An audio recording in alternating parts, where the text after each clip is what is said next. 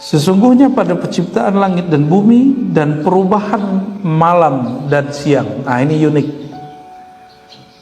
Penciptaan langit dan bumi dan perbedaan siang dan malam. Wakhtilaf. Malam di Australia di sini beda nggak? Ya, Pak Dokter, lama di Kanada itu beda malamnya di sini panjangnya. Musim dingin, musim panas. Beda loh, Pak. Indonesia negara paling santai karena siang malamnya rata-rata hampir sama. Benar gak? Pernah puasa 18 jam, Pak? Ya. Saya dulu nggak tahu pas kita dakwah di KBRI di Eropa sana. Saya kira puasanya sama kayak di sini. Ternyata di sana puasanya 18 jam. Ya kering juga tuh, lemes hari pertama. Tapi kalau hari pertama beres, hari kedua sampai selesai itu aman. Ya. Di situ saya sadar kemudian, oh ini loh makna ayatnya, waqtilafil laili wan nahar, perbedaan siang dan malam. Dulu kita kalau baca ayat ini, yang kita pahamkan cuma setelah siang, malam, setelah malam, siang. Ternyata bukan itu. Yang menciptakan perbedaan masa siang, masa malam. Dan yang kedua, di Quran selalu dan jarang sekali ya, selalu kalimatnya malam dulu, karena orang Arab dari dulu, dan ini diambil dari Quran, didahulukan malam baru siang. Jadi orang-orang tua dulu, saya masih ingat, misalnya ini tanggal berapa nih? 3 secara Masehi. Tapi kalau ngikutin Hijriah ini 22 ya. 22 dihitungnya dari maghrib tadi. Dihitungnya dari maghrib tadi sampai maghrib ntar sore. Gitu. Maka maghrib nanti sudah dihitung 23 gitu. Maghrib nanti. Waqtilafil laili wan nahar. Ini perbedaannya. Dan ini juga simbol. Apa simbol? Isra Mi'raj malam apa siang? Malam. Karena bagi orang Islam malam itu bukan untuk tidur, justru malam itu kebangkitan rohani. Ya. Malam itu bukan berarti badan kita tidur, ruh kita tidur, tapi rohani kita justru naik. Rohani kita justru naik, ya. La ayatil liulil albab. Ayat bahasa Arab itu dari ayah. Itu bisa berarti tanda.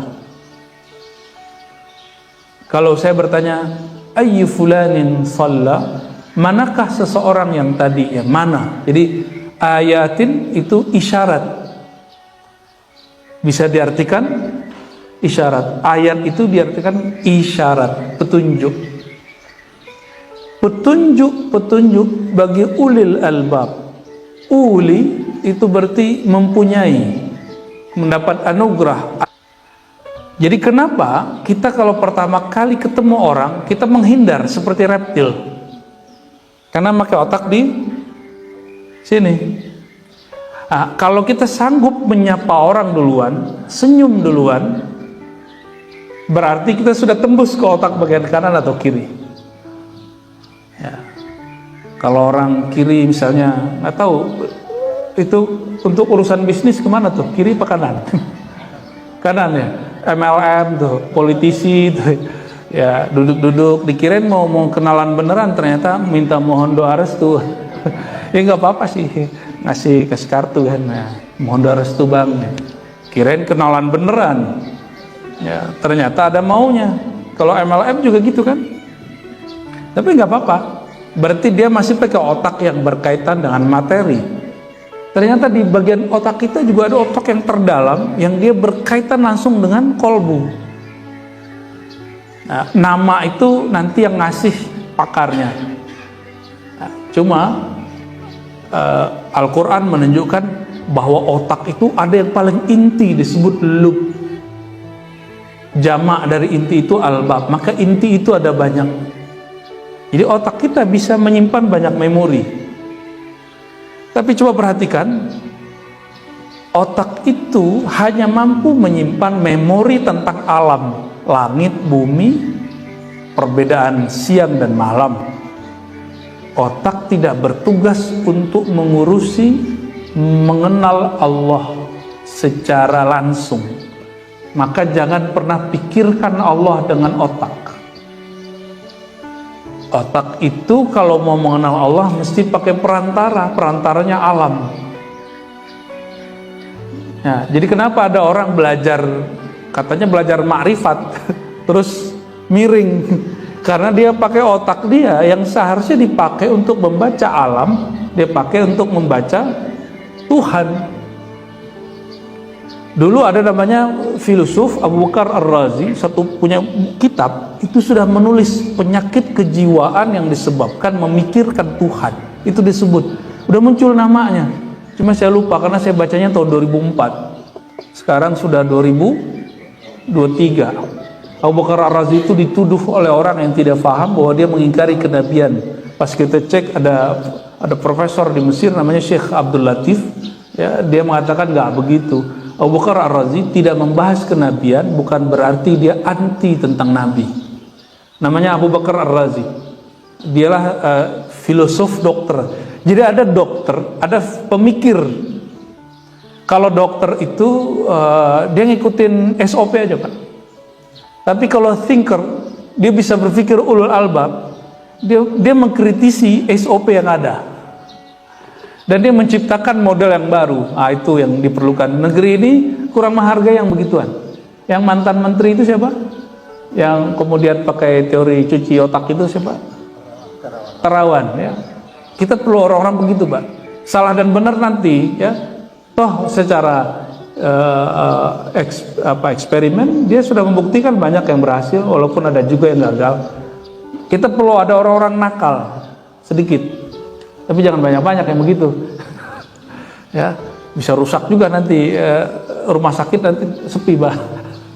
Saya ketemu juga ada dokter Cina, tapi bukan mualaf, dia emang kakeknya Islam dari Bangka. Dia menemukan metode mix antara akupuntur ala Cina, Korea, Jepang. Ya terserah kita sepakat atau tidak, tapi dia bisa menemukan itu. Kita perlu orang-orang begitu. Saya tanya, sudah ada pewarisnya belum, Dok? Sampai sekarang belum, karena syarat ilmu saya di satu, dia mesti menguasai, dia harus basicnya dokter saraf. Kalau nggak dokter saraf nggak bisa. Nanti orang saraf nanti ditusuk sama dia. Ya, ini contoh-contoh, ya.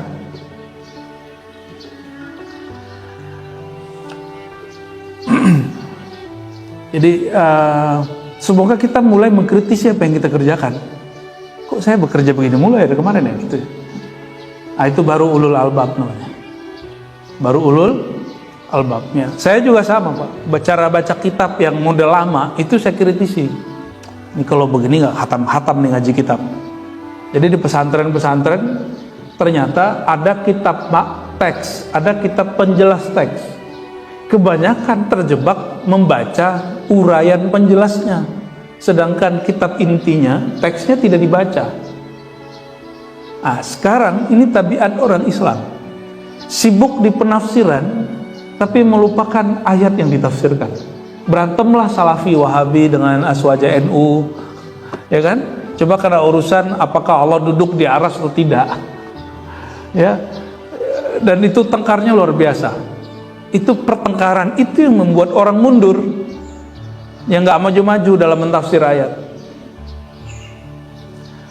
Masih aja debat masalah yasinan bid'ah atau tidak, padahal sudah dijawab oleh para syekh dari zaman dulu. Terserah kita mau mengambil atau tidak, itu urusan kita. Ya, masih aja debat masalah apakah Fatihah nyampe apa enggak. Itu kan perdebatan jadul semua. Masih aja debat masalah kalau ada orang meninggal terus sholawatan yasinan 7 hari, 10 hari. Masih debat begitu. 40 hari, 100 hari, 1000 hari. Sudah ada orang yang menjawab dalilnya. Cuma kan kita nggak mau baca. Kita pengennya kalau beda kita tuduh dia Hindu, ya, tuduh dia Buddha. Pengennya begitu. Padahal sudah ada jawabannya. Kita kalau nggak sepakat dengan yasinan orang atau tadi imam kunut subuh, kita kemudian ingin nyerang, itu bid'ah. Masih begitu cara berpikirnya, ya.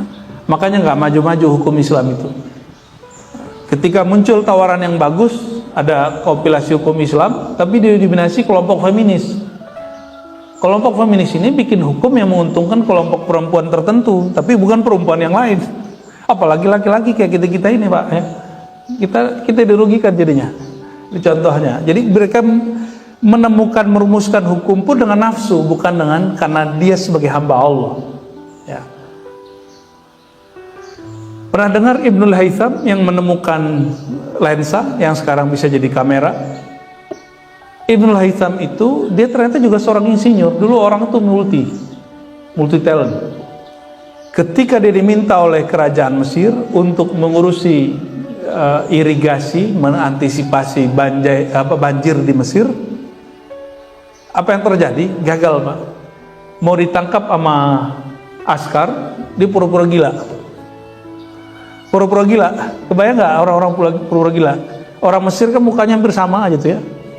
Udah jenggotan, copot serbannya, dia kayak orang gila, nggak jadi ditangkap. Karena secara produk hukum, dia ngerti hukum. Hukum tidak berlaku kepada orang gila. Sampai meninggal si raja, dia pura-pura sehat lagi. Aku udah sehat lagi, gitu. Ya. Sempat di penjara. Waktu di penjara, dia melihat cahaya kok memantul, dan itu kebalik.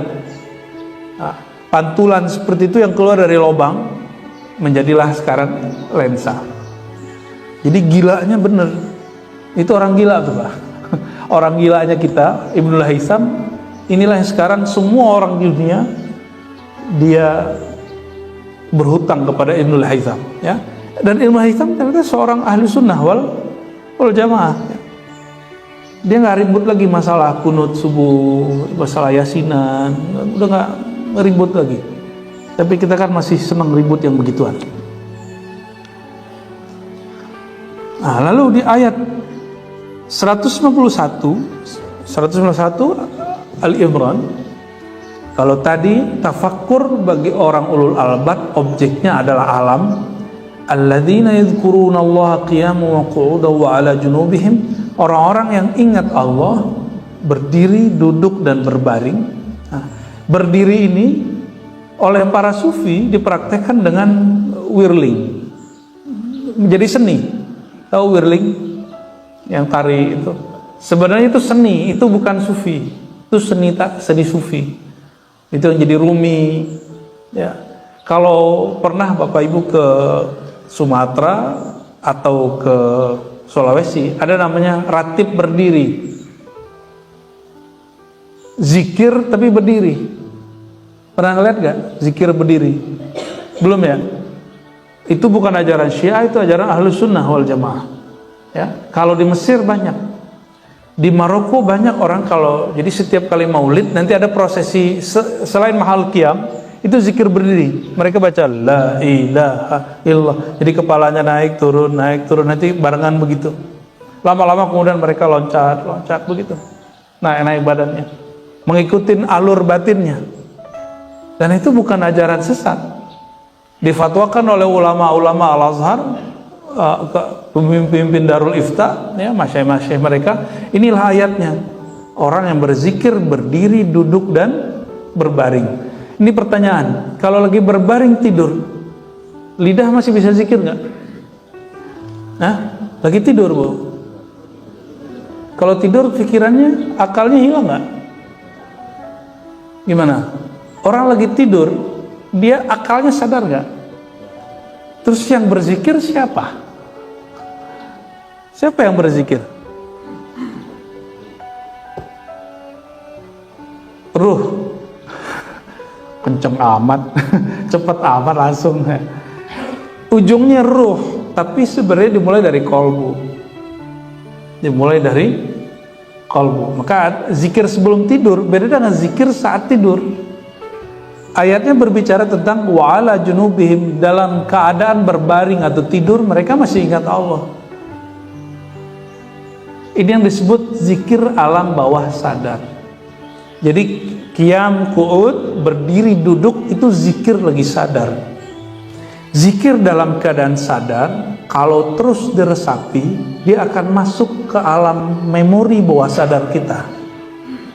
Inilah yang membuat orang-orang dalam tidurnya, kalau sebelum tidur dia rindu Rasulullah SAW, dalam tidurnya dia bermimpi ketemu Rasulullah SAW. Ya, jangan seperti kisah santri yang datang ke kiainya dan mengatakan, wahai Tuan Syekh, aku ingin ketemu Rasulullah, rindu Rasulullah SAW. Lalu kata sang kiai, oke, berarti malam ini kamu amalkan sholawat, tapi satu syarat, tidak boleh makan. Maka dia nggak makan malam itu, mulai dari sore sampai besoknya dia nggak makan, dia zikir sholawat, tertidur dalam sholawat. Biasanya orang kalau tertidur dalam sholawat, mimpinya ketemu Rasulullah SAW. Karena orangnya sholawat pasti dijawab baginda 10 kali. Satu sholawat 10 kali. Kalau 100 sholawat 1000 kali jawaban baginda Rasulullah SAW. Tapi ini nggak ketemu. Apa yang diceritakan? Bangun-bangun dia cerita, wahai Tuan Syekh, saya mimpi makan nasi kebuli enak. Lalu apa kata Tuan Syekh? Oh, berarti kamu belum rindu Rasulullah SAW. Rindumu kepada Rasulullah masih kalah dengan rindumu kepada nasi kebuli. Gitu ya. Jadi kita kenapa nggak dikasih anugerah bertemu di alam bawah sadar baginda Rasulullah SAW, pada beliau, rohani beliau itu masih hidup. Jangankan beliau para syuhada yang wafat, dikatakan masih hidup di sisi Allah. Apalagi para nabi yang diikuti para syuhada. Jadi para syuhada yang di Gaza itu, rohani mereka mati fisiknya, tapi rohaninya hidup. Apalagi Rasulullah SAW. Maka bagaimana cara ketemu? Caranya matikan fisikmu sebelum betul-betul mati. Nanti alam bawah sadar kita yang menguasai diri kita. Barulah ketemu Rasulullah SAW yang sekarang hidup di sisi Allah itu. Ya. Jadi mungkin nggak mimpi ketemu Rasulullah? Mungkin. Yang lucunya gini, ada seorang senior dalam ilmu zikir, ilmu tarekat ngomongin, nggak percaya kalau saya mimpi ketemu Rasulullah. Ya, ngomong-ngomong begitu kok diceritain ke orang, saya aja udah tua begini, mursyid lagi gak pernah mimpi ketemu Rasulullah. Lo derita lo, ya kan? Ya. Masa guru zikir, guru sholawat gak pernah mimpi ketemu Rasulullah, terus berani ngajarin ma'rifatullah kepada orang? Ya tobat ente, gitu kita ngomongin ke dia. Ya, harusnya dia mengaca. Berarti alam bawah sadar dia belum betul-betul merindukan Rasulullah SAW. Tapi ini kabar gembira, Pak.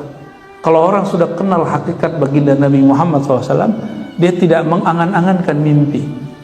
Karena Rasulullah SAW itu selalu hadir walaupun kita nggak mimpi. Ya, siapa yang kenal hakikat nur Nabi Muhammad SAW, maka tiadalah dia meminta mimpi ketemu Rasulullah SAW. Kenapa? Alam ini itu tercipta dari nur Nabi Muhammad SAW. Kalau kita kemanapun melihat, terlihat jasa Nabi, nanti lama-lama mimpi ketemu Rasulullah SAW. Jadi kalau udah lupa minta mimpi baru dikasih. Udah sibuk dengan orang yang mau dimimpikan itu. Ya. Satu kali Al-Habib Ali Al-Jufri, salah satu guru kita ya di Yaman, beliau tinggal di Abu Dhabi lalu ke Mesir ya. Apa kata beliau? Tidak usah repot-repot katanya. Tapi jadikan hari-harimu mengikuti cara hidup Nabi Muhammad SAW. Jika bangun dengan sunnah Nabi. Kalau sunnah Nabi bangun doa, terus ngapain? Berwudu, lalu sholat. Karena orang yang tidur itu terikat oleh 3 ikatan syaitan. Ikatan itu yang membuat kita malas. Bayangkan Bapak Ibu, berapa lama kita bangun dan tidak doa, berarti ikatan itu masih nempel di badan. Maka sholatnya pengen buru-buru, benar nggak? Sholat pengen buru-buru. Kalau ayatnya panjang terus mikir panjang bener gitu. Padahal kalau rohani yang sudah oke, itu seneng ayatnya panjang. Nah coba perhatiin, kalau sholat subuh Ustadz nih ingin memainkan panjang dan kita menikmati, berarti belenggu tadi sudah mulai copot. Jadi Ustadz nggak boleh kemudian memendekkan, terus aja hajar terus ya. Siapa tahu nanti belenggu-belenggu itu copot, putus. Nah, ini hati-hati nih adik-adik. Nah, dalam hadis dikatakan Nabi SAW bersiwak bangun tidur. Karena orang yang bersiwak itu nggak mesti dengan alat itu. Cuma kami di jamaah zikir kita di Ribat, kita sedang menghidupkan sunnah itu. Pakai siwak beneran Pak. Ya, nggak mesti pakai siwak, cuma ingin mengamalkan hadis aja. Tetap kita pakai apa tuh Pepsodent, Sensodyne, macam-macam tuh. Tetap pakai itu. Namun kalau mau sholat nyiwak dulu gitu, dan ternyata siwak itu ada enzim yang luar biasa di dalamnya, bisa menghilangkan asam bau mulut. Dan yang paling hebat, menghilangkan rasa ngantuk dan malas. Itu hebatnya siwak. Jadi wajar kalau di hadis dikatakan siwak itu mardhatun 'inda Rabb. Itu membuat Allah ridho kepadamu karena engkau sholat tidak malas. Allah itu malas mandang sholat seseorang karena dia sholatnya malas. Tadi subuh sholatnya berat gak? Allah juga berat memandang kita. Ana 'inda dhanni 'abdi, aku berdasarkan persepsi keyakinan hambaku. Kalau kita berangkat sholatnya malas, maka Allah juga malas ngelihat kita.